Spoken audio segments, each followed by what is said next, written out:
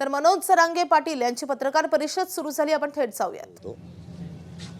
त्याच धर्तीवरती आत्तापर्यंत जवळपास 10 महिने वेळ दिला. याच्यापेक्षा किती वेळ द्यायचा मला एक गोष्ट कळत नाही आहे की जाणून बुजून गोरगरीब मराठ्यांच्याच लेकरांवरती का अन्याय केला जातो.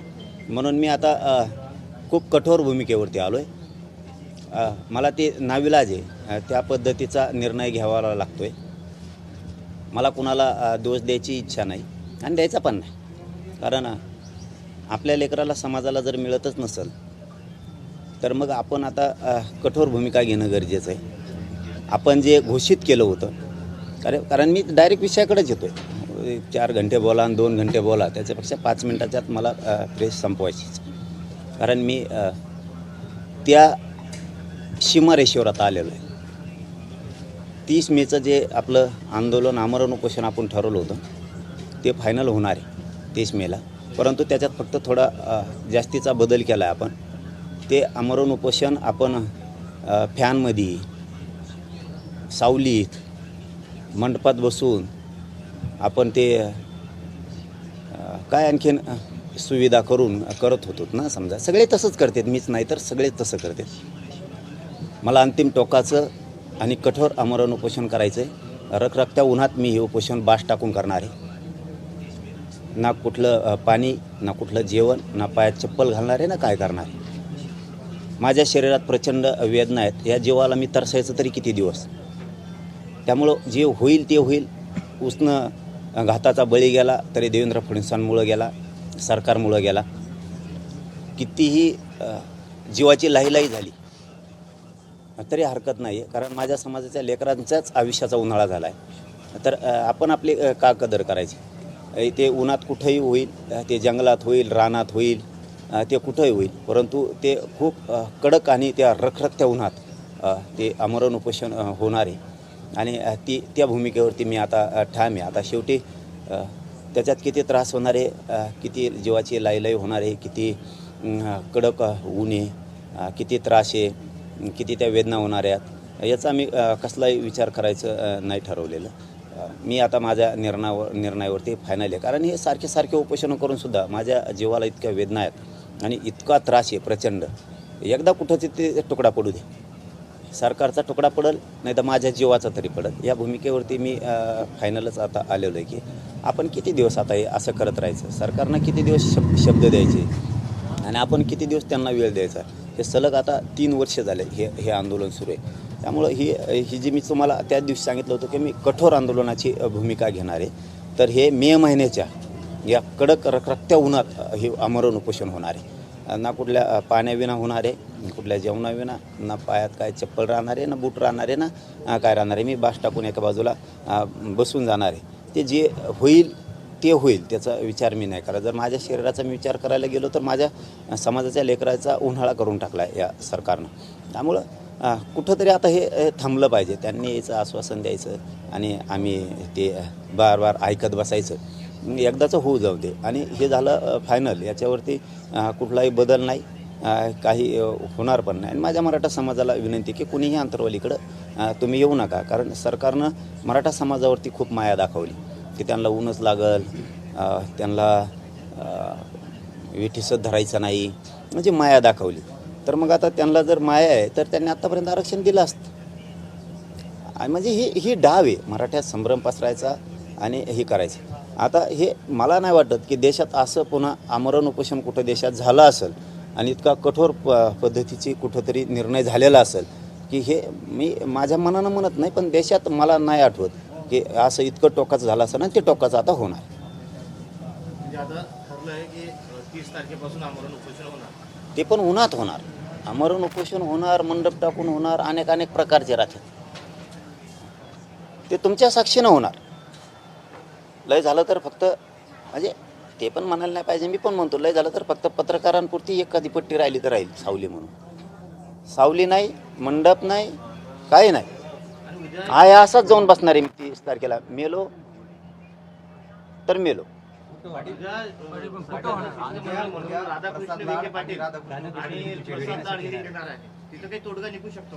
मला नाही माहिती येणार आहेत नाही. 16 तारखेला सांगितलं होतं, 16 तारखेपासून वेळ दिला आहे 15 दिवस वेळ. हो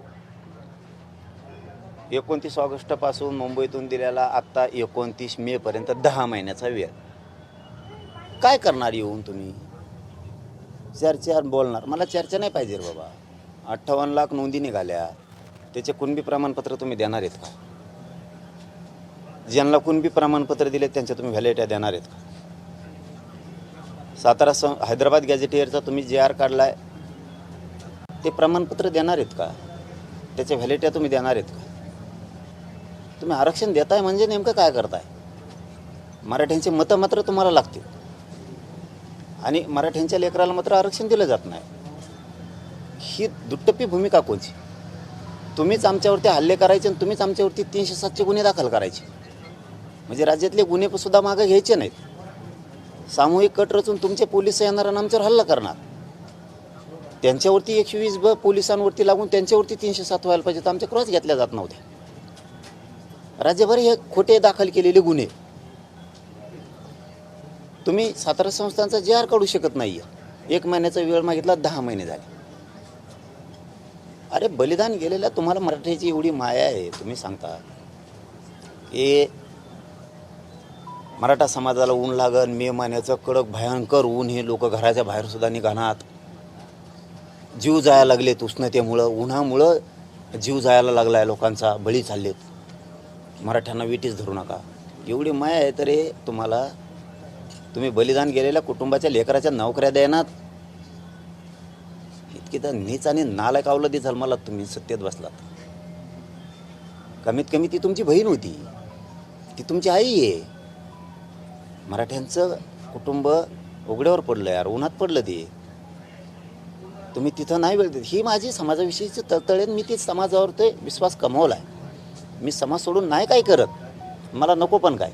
तुम्ही साधे साधे कामं करत नाही आहेत. साधे कामं किती वेळ लागतो मराठा आणि कुणबी मंत्रालय स्थापन करायला, किती वेळ लागतो. ओबीसींनी नाही मागून मंत्रालय स्थापन केलं, मराठ्यांनी मागून नाही दिलं. मराठा आणि कुणबी एक असून सुद्धा नाही JR काढला जात. नवीन एक माहिती समोर आलेली आहे. तुम्ही आंदोलन केलेल्या 3 वर्षांमध्ये मराठवाड्यात 3 लाखापेक्षा अधिक कुणबी प्रमाणपत्राचे वाटप करण्यात. उपकार केला का? कोण बॅकलॉग भरून काढणार 3 लाख लोकांचा? याचा अर्थ आम्हाला आरक्षण होतं, आमच्या नोकऱ्या कोणी लाटल्या? 1967 पासून आत्तापर्यंत 50-60 वर्षात आमचं वाटोळं सरकारनं काय केलं? ते 5 लाख निघू तुमच्या म्हणण्यानुसार मराठवाड्यात कुणबी प्रमाणपत्र, किंवा 1000 निघले ना, याचा अर्थ आम्ही आरक्षणात होतो ना. आमचा बॅकलॉग कोण भरून काढणार? आमचं नुकसान आता 5 पिढ्याचं का? आमच्या जागा हडपिल्या? आम्ही कुणबी आणि मराठा हा एकच आहे, हे वारंवार सांगितलं गेलं, पण हे करतच नाही आहेत ना. त्यामुळं आपण हे बघा, मी 2 मिनटातच तुम्हाला सांगितलं होतं की मी 10:30 आला असंच फायनल करून टाकणार आहे माझा विषय. मला आता ना आरपारचं खेटायचं, मला आता आरपारचं खेटायचं. त्यामुळे मी आल्यालाच तुम्हाला सांगून टाकलं आहे, असंच 30 तारखेला उठून मी उन्हात एखाद्या रानात बसणार. स्थळ ठरलंय का? उन्हात बसणारे त्याला काय स्थळ ठरलं तरी आरक्षण नाही, नाही स्थळ ठरलं तरी आरक्षण नाही, आणि ठरविलं तरी आरक्षण नाही. सगळ्या मागण्या दिल्या तरी आरक्षण नाही, समजून सांगितलं तरी आरक्षण नाही, कायद्यात बसतंय हे सांगितलं तरी आरक्षण नाही, प्रेमाने बैठका घेऊन सांगितलं तरी बी आरक्षण नाही, मोर्चे घेऊन गेलं तरी पण नाही. त्यापेक्षा होऊन जाऊ दे, काय होऊन जायचं होऊ दे एकदा. हां ठीक, एक गोष्ट खरी आहे, याच्यात माझ्यावरती प्रेम करणारा गोरगरीब मराठ्यांचा खूप मोठा वर्ग आहे. त्यांना विषय वाईट वाटणार आहे की उन्हात लोक बाहेर निघत नाहीत आणि तुम्ही एवढ्या रखरखत्या उन्हात आता जीवाची लाईलाई होणार आहे. त्याच्यात ते माशासारखं तरफडून मेल्यासारखा प्रकार आहे आता येऊ. त्यांना वाईट वाटेल, पण माझा नाविलाज आहे, मला त्या भूमिके घ्यावा लागते. आणि मे महिन्याच्या या कडक उन्हात, मी रखरखत्या उन्हात जीवाची लाई झाली तरी चालेल, काय तरफड व्हायचं तेवढं तरफड मारफड होऊ द्या, पण मी मात्र उठत नाही आता.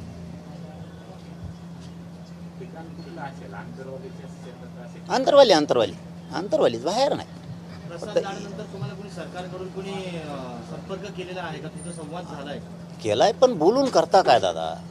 रिझल्ट काय? कृती काय केली तुम्ही? काय केलं तुम्ही? लावालाव्याच्या पलीकडे तुम्हाला काही आलंच नाही आयुष्यात तुमच्या. तुम्ही दुसरं काही केलंच नाही. लावालावी सोडून तुम्हाला काही आलंच नाही. ह्यो मराठा त्याच्या अंगावर घाल आणि त्यो मराठा त्याच्या अंगावर घाल आणि काम करणारे वेटीस धर.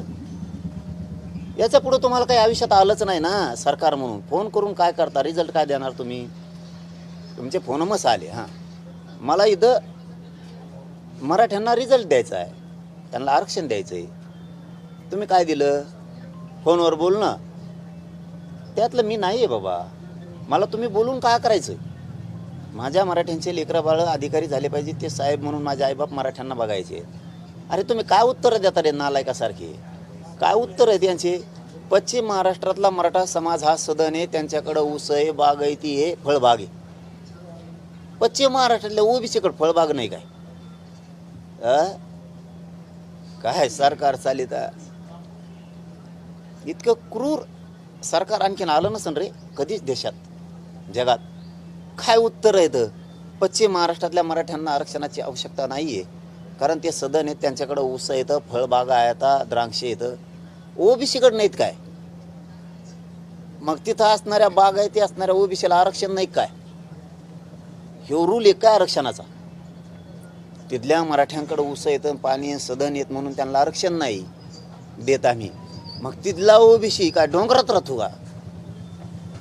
त्यांच्याकडे फळबागा ऊस नाहीत काय? त्यांच्या पोरा नोकऱ्यातून आरक्षणातून नोकऱ्यात नाही काय गेले म्हणून मराठ्यांची जाऊ नये? विदर्भ मराठवाडा आम्हाला पाणी नाही, आरक्षण बी नाही. काय चूक केली राव आम्ही? अखंड महाराष्ट्राची एकजूट राहावा म्हणून मराठवाड्याला आरक्षण असून सुद्धा मराठवाडा आरक्षण सोडून अखंड महाराष्ट्रात सामील झाला. अरे नागपूरला तरी पश्चिम महाराष्ट्रात यांनी नागपूर करार केला. अरे आम्ही एवढा विश्वास टाकला या महाराष्ट्रावरती, या महाराष्ट्राच्या सरकारवरती, की विनाट आम्ही तुमच्याकडे आलो. कारण कुठं आपली एकजूट दिसावं, आपण अखंडपणा आपल्याला दिसला पाहिजे. तरी तुम्ही आम्हाला आरक्षण असून सुद्धा देत नाहीत. तुम्हाला लढाई खेटायचंच ना, त्याला विलाजच नाही. खेटू आपण 30 तारखेपासून खेटू. किती खेटायचं तुम्हाला? यांना लावायच्या पलीकडे काय नाही आलं बघा. यांच्या क्षमता नाही गोरगरिबांचे प्रश्न सोडवायचे. जे सोडतायत ते मराठीकडे गेले नाही पाहिजे म्हणून त्या मंत्र्यांना टार्गेट केलं जातं. अजितदादा शिंदे साहेबाचे मंत्री टार्गेट का? ते गरिबाच्या समस्या जाणून घ्यायला येते म्हणून. तुम्हाला यायचं नाही. तुम्ही टाळ्या वाजणारे असल्यासारखे बंगल्याच्या आत बसता. तुम्हाला बाहेर यायचं नाही. तुम्हाला गोरगरिबाच्या शेतकऱ्याचे प्रश्न सोडायचे नाही. डिझेलचा एवढा उद्रेक चाललाय, तुम्हाला पंपावर येऊन बघायचं नाही काय हाल चाललेत. कोणाचं घर जळालं, त्याच्यात माणूस जळाला तर दवाखान्यात जाऊन तुम्हाला त्याला बघायचं नाही. एखादं पेशंट आजारी पडलं, अपघात असला, त्याचं ऑपरेशन असलं, तुमचा मुख्यमंत्री सहायता निधी लवकर लोकांना येत सुद्धा नाही. तुमचा PS सापडे 8 दिवस जाते, तोवर पेशंट मरत नाही तर सुट्टी होऊन घरी येतं. हे तुमचे काम. डिझेलला बघायला सुद्धा तुमचं कोणी जात नाही. ते लोकात येतात. मराठ्यांकडे कोणता मंत्री गेला नाही पाहिजे, नसता त्याला टार्गेट करा. असल्या तुमच्या भूमिका, ही तुमची नीतिमत्ता. खरं बोला रे. माझ्यावर डाव टाकला होता यांनी. देवेंद्र फडणवीस साहेब 100% मराठ्यांना आरक्षण देतात, पण जरांगे पाटलांना फक्त आवडत्याच मंत्र्यांना भेटायचं का? देवेंद्र फडणवीस साहेबाला भेटायचं नाही का? काढा बाईट त्यांची 16 तारखेची. ही यांची बाईट. मग शब्द काय गेला माझ्या गरीब मराठ्यात? देवेंद्र फडणवीस साहेब 100% आरक्षण देतील. आम्हाला बोलवा ना. का तुम्हाला नुसतं आवडत्याच मंत्र्यांना भेटायचं? तुमच्या संभ्रम मराठा समाजाचा असा घालून दिला की आम्ही आरक्षण द्यायला तयार आहेत, पण जरांगे पाटील आम्हाला बोलवीत नाही. मराठ्यांनाही वाटलं असतं ते देतात तर का बोलवीत नाही. 17 तारखेला तुमच्या मीडियाच्या बांधवाला सांगितलं, ये बाबा देण्यात. मला वाटतं याच्यातून किमान प्रसाद लाड साहेबांचे डोळे उघडतील असं मला वाटतं. मला त्यांना टार्गेट करायचं नाही, त्यांना दोष द्यायचा नाही, कारण त्यांनी सांगितलं की मी मराठा आहे म्हणून दोष द्यायचा नाही. पण डोळे उघडले असतील मात्र एवढं खरं की तो हा देवेंद्र फडणवीस किती कलाकार आहे म्हणून मी त्याला बोलतो बाबा. देवेंद्र फडणवीसचं का माझं शत्रुत्व, त्याचा मग का बांधाला बांध.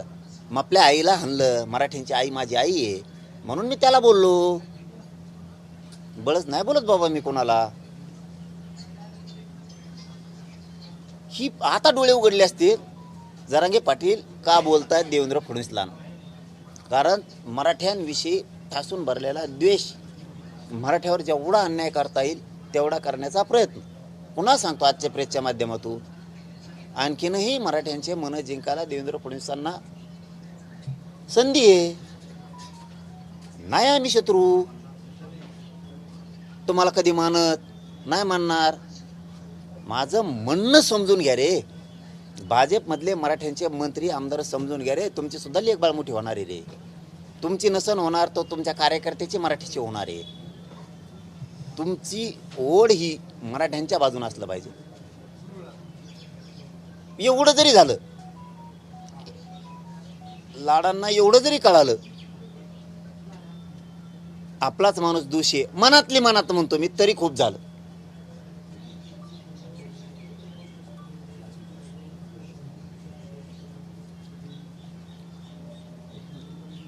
आपलं 30 फायनल, आपलं 30ला फायनल. 2-3 गोष्टी तेवढ्या सांगायच्या, त्या पुन्हा एकदा सांगतो. हे कठोर आणि कडक आमरण उपोषण होणार आहे आणि भर रखरखत्या कडक उन्हात होणार आहे. मी बास टाकून तिथं बसून जाणार आहे उठलो असाच. मग ती उष्ण घाताचा बळी जाऊ किंवा तिकडं ते काय जीव होईल ते होईल, लाई जीवाची होईल, तरफड मरफड होईल, शरीराची आग होईल. मी तिथं बसणार आहे. याच्यावरती फायनल. मराठा समाजाने अंतर्वालीत येऊ नये. मी तुमच्या लेकरासाठी झटतोय. सरकार मराठ्यांवरती प्रेम दाखवतंय की मराठ्याला ऊन लागतंय. मराठ्यांना विटीस धरू नका. माझी विनंती आहे, मराठा समाजाने अंतर्वालीत येऊ नका. सगळ्यांनी सरकार काळजी करतंय आणि तुम्हालाही दिसलंय करतंय का नाही करत सरकार काळजी. कुणीही राज्यात, तिसरा मुद्दा, कुणीही राज्यात उद्रेक धिंगाणा करायचा नाही. सगळ्यांनी शांततेत. मी तुमच्या समाजाच्या लेकराबाळाच्या कल्याणासाठी मी मरायला तयार आहे. कारण माझासुद्धा जीव लई दिवसाचा तर पडतोय. कारण माझ्या शरीरात ह्या उपोषणं केल्यामुळे इतक्या काय वेदना आहेत हे त्या सांगूनच पूर्ण होत नसत्यात. चालायला त्रास, पोटात आग होती हमेशाच, अंग थरथर कापतं, शरीरात चावल्यासारखे प्रकार होते अनेक. त्याच्यामुळं शरीरात खूपच वेदना आहेत. त्यामुळं मला ही टोकाचा निर्णय घ्यावा लागतोय. तो मी घेतला आहे. मला सगळ्या मागण्याची अंमलबजावणी पाहिजे, त्याशिवाय मी हटत नाही. मराठा समाजाला पुन्हा माझी विनंती आहे, तुमच्या लेकराबाळाच्या कल्याणासाठी मी लढायला खंबीर आहे. तुम्ही कसलीही काळजी करू नका. मलाही मानणारा खूप मोठा वर्ग आहे, तेही अंतर्वालीकडे पळणार आहे हे मला माहिती आहे. तरी माझं म्हणणं आहे, जर तुम्हाला यायचंच असेल तर छत्रीपित्री घेऊन येत जा. पण माझं स्पष्ट आव्हान आहे सगळ्याला की एकाही मराठा समाजानं राज्यातल्या अंतर्वालीत येऊ नये. तुमच्या लेकराबाळाचं कल्याण करण्यासाठी मी खंबीर आहे, समर्थ आहे. मी वेळेप्रसंगी माझा प्राणसुद्धा टेकायला तयार आहे. पण तुमच्या लेकराबाळाचं वाटोळं होऊ देणार नाही. मराठ्यांची शान, प्रतिष्ठा याला कुठेही डाग लागू देणार नाही. तुम्हाला खाली मान घालून चालावं लागेल असं मी कधीही पाऊल उचलणार नाही. तुमच्या लेकराबाळासाठी मी जीव ह्यो अर्पण करायला तयार आहे, जीव द्यायलासुद्धा तयार आहे. फक्त मराठा समाजाने कसल्याही प्रकारचं उद्रेक, असं काय आंदोलन वेगळं काहीही कोणी करू नका. 30 मेला आमरण उपोषण होणार आहे, त्याच्यात कसलाही बदल होणार नाही आहे. पुन्हा मला तोच धाक असतोय की माझ्या मराठा समाजाला दम निघणार नाही आहे, हे मला चांगलं माहिती आहे. साधं उपोषण करायचं म्हणलं तरी मराठा समाज खूप टेन्शनमध्ये येतो. आता हे तर अति टोकाचं आहे की देशभरात असं आमरण उपोषण कधीही झालेलं नसेल. पण आता त्याला माझा नाविलाज आहे. त्यामुळे ही मराठा समाजाला सांगणं माझं होतं आणि ते मराठा समाजाने पाळावं. उद्या जर काही सकारात्मक चर्चा झाली, तुम्ही उपोषण मागे घेणार? मला चर्चा सकारात्मक पाहिजेच नाही. मागण्यांची मला अंमलबजावणी पाहिजे. सातारा संस्थांचा GR का निघत नाही, केसेस का मागं होत नाहीत. आणि जर अडचण येत असत्या हैदराबादची गॅझेटेडचे प्रमाणपत्र वाटायला 1990, 1994च्या GR प्रमाणे तुम्ही याही GRला का ते नियमावली लावत नाहीत, ती नियमावली लावा. तुम्ही आंदोलनाची घोषणा करताना आता आचारसंहिता लागली विधान परिषदेची, त्यामुळे सरकार तुमच्यासोबत चर्चा करायला येईल असं वाटतं? ते येईल नाही येईल मी माझ्यात क्षमता ठेवतो. माझा मराठा समाजसुद्धा क्षमता ठेवतो. आम्ही हरवण्याची ताकद पुढच्या वेळेला ठेवतो, कारण आम्ही क्षत्रिय कुळात क्षत्रिय मराठी. गरीब मराठ्यांना आरक्षण लागतं आणि श्रीमंत मराठ्यांना लागतं. दोघांच्याही लेकराबाळाचं लेकीबाळीचं कल्याण आहे. त्यामुळं मैदानात उतरून आम्ही हरायची क्षमता ठेवतो. आम्ही कुणी आमच्याकडे यावं म्हणून कधी आंदोलन नाही करत आणि आम्हाला सहजासहजी नाही देत भाऊ कुणी. आम्ही सगळ्याला द्यावं. मराठ्यांचं वगळ येऊस तर खाते, जिकडून वगळ येऊस तर तिकडं कोपरापोत हात भरूस तर खाते. आम्ही पण देतो, पण आम्हाला द्यायच्या टायमाला विरोध होतो. आम्ही लोकांचे लेकरं सुखी समाधानी राहावेत म्हणून काय नाही दिलं आमच्या वंशजांनी पूर्वजांनी, काय नाही दिलं. आज आम्हाला मागायची वेळ आली. आमचे कोपरा इतके यांचे हात भरूस तर खात होते दोन्ही हातानं. आज आमच्या लेकराला द्यायची वेळ आली तर सगळे विरोध करायला लागले. माझा मराठा समाज सक्षम आहेत. आम्हाला लढल्याशिवाय कधीच काय मिळत नाही. आम्हाला लढावंच लागतं आणि आम्ही क्षमता ठेवतो. आम्ही लढण्याची क्षमता ठेवतो, संघर्ष करण्याची क्षमता ठेवतो, जीवाचं रान करायची क्षमता आम्ही ठेवतो आणि जिंकून सुद्धा दाखवतो. आमच्यात तेवढी कुवत आहे. आम्ही लोकांच्या उरलेल्या पिठावर जगणारे अवलादी आमच्या नाही आहे. आम्ही साम्राज्य स्वतः उभा करणारे आमच्या अवलादी आहे. आम्ही लढून कष्ट करून मिळवणारे लोक आहेत आणि आम्ही ते मिळू. हो, आत्तापोत मिळवलं आहे. आम्ही 58 लाख नोंदी मिळवल्यात, JR मिळवलेत, राहिलेलं आहे आम्ही मिळू. पण हे मात्र खरं आहे, ज्यावेळेस माझ्या समाजाकडं होतं त्यावेळेस माझ्या समाजानं भरभरून सगळ्यांना दिलं. पण मग त्याच भरभरून देणाऱ्या समाजाच्या लेकरावरती आज वेळ आली तर सगळेजण विरोध करायला लागले. ते एक विसरलेत. आम्ही देणारे पण आहेत, लढून मिळवणारे पण आहेत. आणखीन एक गोष्ट विसरलात तुम्ही, आम्ही एकटेच 50-55% आहेत राज्यात. आम्ही तुमचे पाठ पण पुरू शकतो, हे तुम्ही विसरलात. तुम्ही ज्या भाषा करता त्या भाषेच्या पुढच्या भाषा चालवणारे आम्ही पण आहेत. हो, आहेत आम्ही. त्याच्या पुढचे आहेत आम्ही. तुमच्या डोक्यात वेगळं आहे, आमच्या डोक्यात वेगळं आहे. आम्हाला वाटतं नको, आणि तुम्हाला वाटतं हे काय करत नाही. तुमची तोडण्याची भाषा आहे. तुम्ही तोडायला सुरुवात तर करा, शेवट करतोच का नाहीत बघा.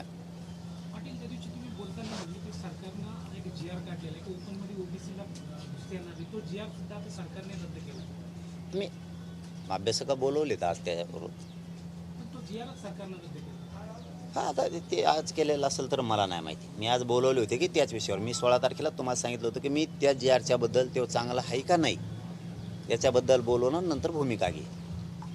आज मी बोलवले होते त्याच विषयावर. सरकारने तो GR रद्द केला.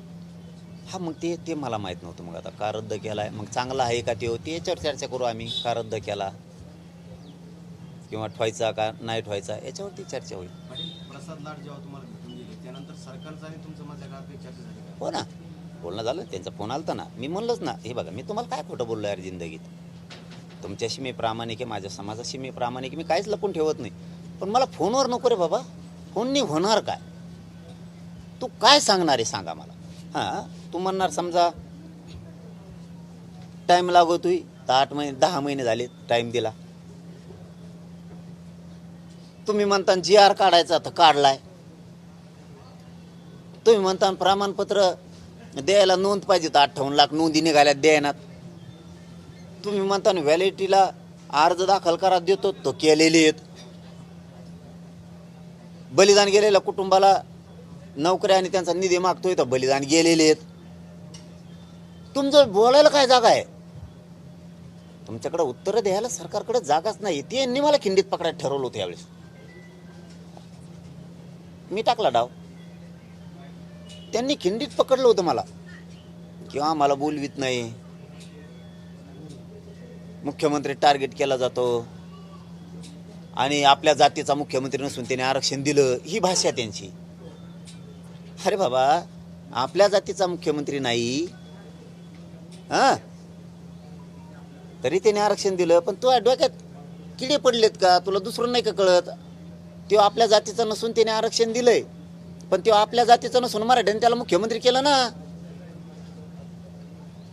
ते नाही का तुझ्या डोक्यात बाबा? म्हणजे साहेब आता प्रसाद लाड यांनी एक प्रतिक्रिया दिलेली आहे. त्यांचं म्हणणं असं आहे, मराठा समाजाला न्याय मिळवून देणारे अपेक्षित उत्तर मनोज दादांना मिळेल. मग हायला बसलेलो मी इथं. मी कुठं चाललोय? हे बघा, मी पुन्हा पुन्हा काय सांगितलं की मी ते विषय मोगस संपविला. त्यांनी डाव टाकला होता भाऊ, आम्हाला बोलवत नाहीत, हे दिलंय ते दिलंय. फक्त लाडांना एवढं जरी कळलं तरी खूप झालं, असं माझं म्हणणं आहे.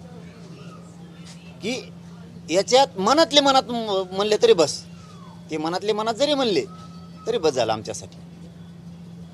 की ह्यो करतो ह्यो चुकीचं नाहीये, देणारा मात्र डाव टाकतोय. आपलाच माणूस चुकीचा आहे म्हणून हे बोलतेत.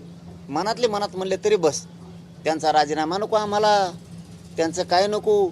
लय झालं तर फक्त येऊन आंदोलनात बसले तरी खूप झालं. उद्या येणार असं म्हणता येते राधाकृष्ण विखे पाटील आणि प्रसाद लाड. चर्चा होईल का नाही? होणार हो. चर्चेला काय, त्यांना आम्ही नाही म्हणलोच नाहीत ना. आणि मनोज दादांचं उपोषण होऊ नये यासाठी मी उद्या विखेंसोबत प्रवास करतोय असं म्हणते मला. प्रवास करतोय म्हणजे म्हणजे जरांगेंचं उपोषण होऊ नये. मला वाटलं ट्रक न्यायला लागलेत प्रवास करते. प्रवास तसे होय, प्रवास करतात म्हणले इतके दिवस लागणार मग यायला. मला वाटलं आजच निघालेत. त्यांनी बंद केलेत नाही इमान बंद केलेत. तेल मिळत नाही म्हणून. डिझेल वाचा म्हणले आमचे मोदी साहेब, आपले सगळ्यांचे मोदी साहेब सर. ते म्हणले की बंद करून टाका सगळं, इंधन वाचा, तेल वाचा. त्यामुळं मग आता सध्या कोणी एस टीने फिरतं, कोणी त्या याच्या गाडीवर फिरतं, त्या लाईटवरच्या आकडे टाकायच्या गाडीवर, चार्जिंगच्या गाडीवर चालतात आकडा टाकी देत. कुठे गेलं लगेच पिन खुशी देत. बिल भरायची गरज नाही. बिल भरायला आम्हाला लावित येत, मराठ्याला, शेतकऱ्याला. मला वाटलं एस टी फेस्टीने यायला 2-2 दिवस लागू शकतात. मधून खराब रस्ता आहे ना, येवल्यातून यायचं असलं तर मग आणखीन खराब आहे थोडा जास्तच. त्यामुळं मला वाटलं प्रवासाला निघालेत. काय तुमचे किती डाव असले ना, मराठा समाज कळून चुकला. आता सरकार गोड बोलून फसवतोय. मी यांच्या भरोश्यावर बैठका बंद केल्या की नाही सांगा बरं मीडियाच्या बांधव. मी आत्तापर्यंत 3 वर्षात कधी केली अशी घटना? मी माझ्या बैठका घेत राहिलो. मी लाडांवरती विश्वास टाकला, कारण शब्द तसा होता त्यांचा. उदय सामंत मुख्यमंत्री उपमुख्यमंत्र्याला विचारून गेले का? यायला मित्राला विचारून जात असते का रे? आणि तुम्ही कसं म्हणले रीत आल्या की मी त्यांना नाहीच विचारता आलो? मग ते काय नौकर आहेत का? काय शिंदे साहेब लोक तुमचे नौकर आहेत? ते काय बोलता राव? तुमची बघा ती बाईट काढा 16 तारखेची. तुम्ही माणसाचा कंट्रोल असला पाहिजे. तुमची अशी इच्छा आहे का मराठ्याकडे येऊ नये, मंत्र्यांनी समस्या जाणून घेऊ नये? भाषा बघा. उदय सामंत तिकडे गेले, मुख्यमंत्र्याला विचारलं होतं जाताना, उपमुख्यमंत्र्याला. नोकर ठुले काय तुम्ही? ते त्यांना स्वातंत्र्य नाही का काय? आणि तुम्ही काय म्हणता इथं आल्यावर? मी मुख्यमंत्र्याला विचारून आलो नाही, मी मराठा म्हणून इथं आलो. मग ते बी मित्र म्हणून आला असेल ना. तुमचं तेच खरं. टार्गेट करायचं फक्त. अजितदादांचे मंत्री जरांगे पाटलाकडे कसं काय गेले? तुम्हाला यायचं नाही, लोकाला यायचं नाही. तुमची गाय का व्हावी ती म्हैस खाटीची मसाडा, दूधच देत नाही का व्हावी. हे लोकांच्या समस्या जाणून घेतात, लोकात जातात, धडधड कामं करतात, माणसावर माणसं घालतात. शरद पवाराला का बोलले नाही? हे यांचे स्वप्न. नारायण राणेला का बोलले नाही? हे यांचे स्वप्न. अशोक चव्हाणाला का बोलले नाही? हे यांचे स्वप्न. माणसावर माणसं घालायची. आता ते नारायण राणे तुमच्यात आले नसते, तुमचा मागं देवारा झाला असता. म्हणजे यांचं एकदा भागलं हे संपलं. यांचं काम कसं आहे शेवटचं सांगतो, म्हटलं संपितो मी, कारण मी आज फक्त 2 मिनिटात संपवायचं सांगितलं होतं, पण तुम्ही प्रश्न विचारले म्हणून सुरू झालं. यांचं काम असं आहे फडणवीस साहेबाचं, आमचे दैक तीर्थापुरील व्यापारी होता आणि ते लय खौट जावण्याचे व्यापारी होते. ते कुठं गेले भाव कमी करायचं, कशाचा बी मालाचा भाव कमी करायचा हमेशा. त्याला ती सवयच होती. असं फडणवीस साहेबाचं काम आहे. त्याला भाव कमी करायचा नाद होता. पण ते पुढं चालून त्याचे दात पडले, बचळ पड. मग आता डॉक्टरकडे जाऊन बसा लागेल ना, ती पर्याय नाही दुसरा. गेला डॉक्टराकडे. आता दात सगळ्याला बसत नाहीत, त्याला थोडे डॉक्टरला घुसा लागते, ते करावं लागते. मग ते बरोबर त्याला ते बचळ बसायचं, बसिलं बचळ, त्याला बचळ फिचळ बसायचं झालं, पक्क झालं. आणि बचळ बसायचं झाल्यावर खुर्चीवर जाऊन बसला डॉक्टर पुढं. मला किती पैसे झाले? ते मला 8,000. कारण सगळीकडे तेच रेट आहे. ते डॉक्टर 8,000 म्हणणं आणि ते बचळ काढून म्हणला बघे बचळ तू तोपला धांदा. डॉक्टरला काही सुचना ना. आता बचळ बसले ते दुसऱ्याला बसाना आणि येणे तर काढून फुलं बचळ. मग काय करायचं आता? ते म्हणले किती? ते मला 2,500. दि म्हणलं आता फेकून देऊस तर. तसं काम यांचं फडणवीस साहेबाचं. बचळ बसून घ्यायचं शिंदे साहेबाकून, अजित दादाकून, आणि काम झालं घेतो तुपलं बचळ. आता कुठं जातो? तिकडं ठाकरे येऊन द्यायचा नाही माघारी, इकडे हे येऊन द्या ना. हा, जातो का मासे धरायला म्हणा त्यांना. आता हे असले खौट धावण्याची ती. यांचं एकदा भागलं की लगेच सोडून देते. ते किरीट सोमायचा वापर केला.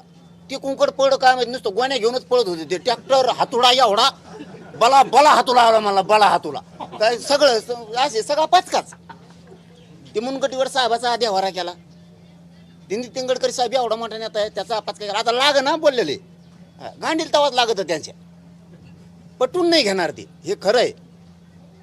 त्या खडसेचा कार्यक्रम केला. त्यांचे चांगले नेते पाण्यात बुडिले, जे खरे भाजपा चालवत होते. बरं, ह्या माणसाविषयी द्वेष नाही ना आम्हाला. अरे तो देतच नाही, आमचं भांडणं येतो. त्या लाडांना पुढं घातलं, दिलं झुपून. लाडांना पुढं घातलं. कारण मी कशावर म्हणतो हे संभ्रम का काढतोय मी? ते म्हणले होते उदय सामंतांना, तुम्ही मुख्यमंत्री उपमुख्यमंत्र्याला विचारून गेले का? याचा अर्थ हे बिना विचारते येऊ शकत नाही. कारण त्यांचं एक स्टेटमेंट आहे, मी बिना मर्जीचं, मला मर्जी नाहीये, त्यांना विचारल्याशिवाय मी जाऊ शकत नाही. ह्यो शब्द खूप मोठा आहे. यांना स्वतःच्या मर्ज्या सुद्धा नाहीत कुठं जायची.